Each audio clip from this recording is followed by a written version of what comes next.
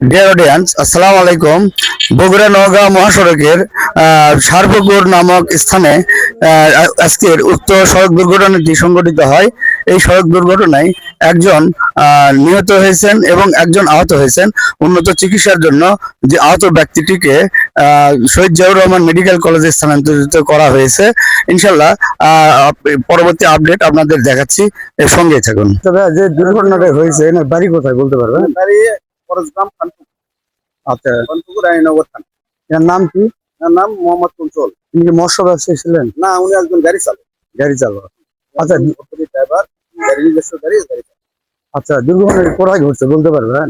এটা দুর্ঘটনা আধুনিক দেখি সারপুকুর মাঝখানে আছে। আদমদি সারপুর মাঝখানে। আচ্ছা, নিহত যে হয়েছেন ওনার বাড়ি কোথায় বলতে জানেন? এটা আগে গেছে, এনার বাড়ি হচ্ছে আমগ্রাম। আমগ্রাম বরগুনার পাশে আবাদপুকুর আমগ্রাম। মানে আবাদপুকুর আমগ্রাম আমগ্রাম গ্রামের নাম? আমগ্রাম। ওনার নাম হচ্ছে রফিকুল। নাম রফিকুল ইসলাম। জি, রফিকুল। উনি কি যাত্রী ছিলেন না ব্যবসায়ী? উনি ওই মাছ বেচতে গেছে, সাথে গিয়েছিলেন। আচ্ছা, এই একই ঘটনায় উনি? হ্যাঁ, একই গাড়িতে এই দুর্ঘটনাটা। আচ্ছা, অসংখ্য ধন্যবাদ আপনাকে।